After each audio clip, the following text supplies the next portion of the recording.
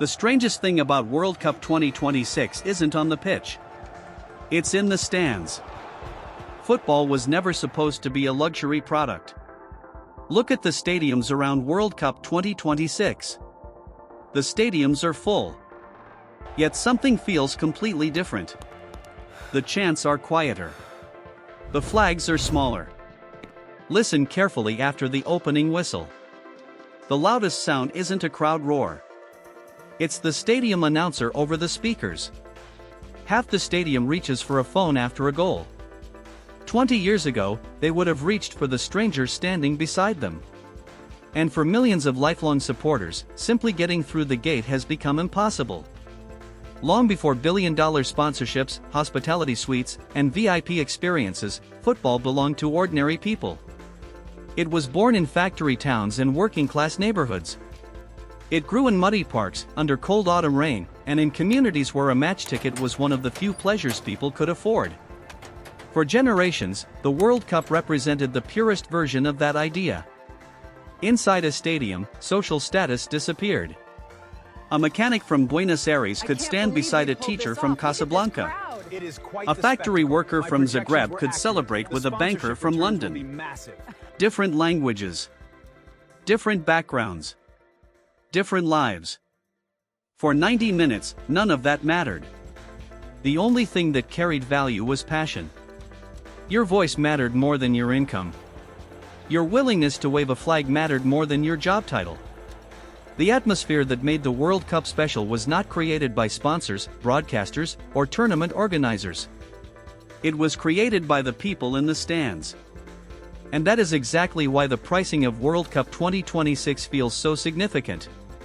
Because this is no longer simply a discussion about expensive tickets.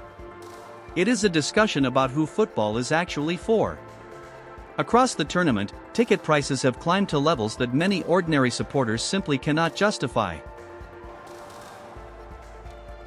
A standard seat for a simple group stage match commands a price that turns a stadium into an exclusive club. By the time a fan adds the cost of an international flight, a hotel room, and a predatory markup on a ticket resale app, the total bill represents a fortune.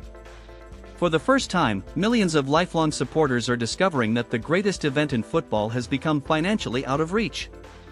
Some of the loudest voices in football are now watching from their living rooms. Yet they are increasingly being replaced by a different audience. People sit politely in padded seats, holding cameras instead of wearing team scarves. They are attending because they can afford the ticket, not because they have spent decades living and breathing the sport. The difference might sound subtle, but inside a stadium, it changes everything. A football crowd is not supposed to behave like an audience at a theater. It is supposed to be part of the event itself. The noise. The tension. The pressure. The emotion. These things cannot be manufactured by giant LED screens, stadium light shows, or pre-recorded music over the speakers. They emerge naturally from thousands of supporters who care deeply about the outcome. When those supporters disappear, the stadium may still be full, but it no longer feels alive. You can hear it in the long stretches of silence between moments of action. You can see it in the rows of spectators sitting quietly with hands in their pockets. The danger is not that World Cup stadiums will become empty. The danger is that they will become comfortable. Comfortable. Predictable. Polished. And strangely forgettable. Because football has always relied on something impossible to measure. The belief that the crowd matters. The belief that 50,000 people singing together can change the emotional temperature of a match. The belief that the supporters are not watching history. They are helping create it. Walk through a modern World Cup stadium. Luxury lounges. Premium entrances. Climate-controlled hospitality areas. Private dining experiences. Every detail feels expensive. Almost everything feels exclusive. Look at the lower bowl 5 minutes after halftime. Hundreds of expensive seats remain empty. Their owners are still inside private lounges, finishing their drinks. The stands are divided not by supporter factions, but by price brackets.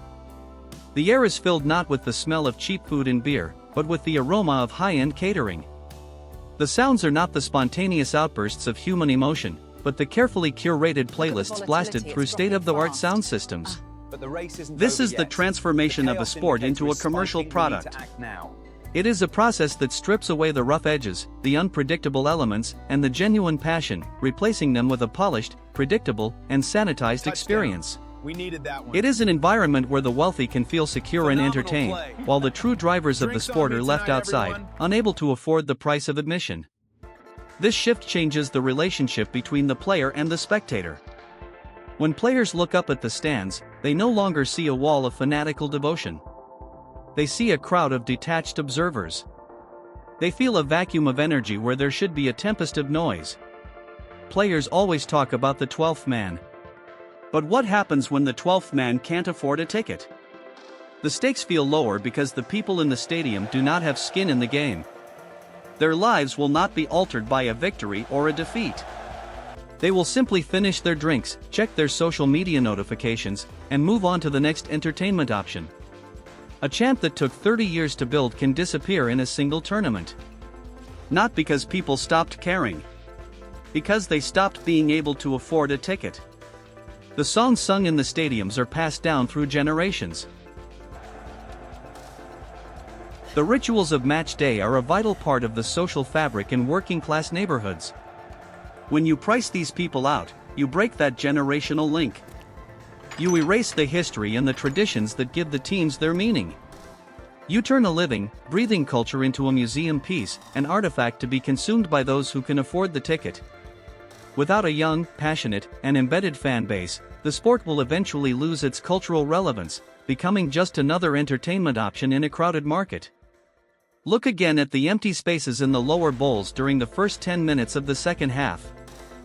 Those are the corporate seats, left vacant while their owners enjoy gourmet meals in climate-controlled lounges. That image tells you everything you need to know about the modern World Cup. It is a visual representation of a sport that has prioritized the wealthy few over the passionate many. The silence from those empty rows speaks volumes. It tells the players that they are performing for a crowd that does not truly care.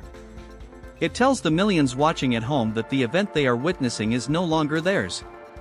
It is a stark reminder that when you sell the soul of football, you are left with an empty shell, a beautiful stadium filled with nothing but silence and the glare of corporate logos. The true value of the World Cup is not found in the balance sheets of tournament organizers or the stock prices of its sponsors.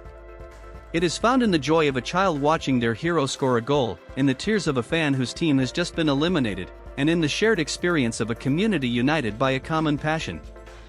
These are the things that cannot be bought or sold. These are the things that make football the beautiful game. Maybe World Cup 2026 will become the richest tournament ever staged. Maybe every commercial record will fall. But if the people who built football can no longer afford to enter the stadium, then perhaps the biggest loser of World Cup 2026 won't be any team on the pitch. It will be football itself.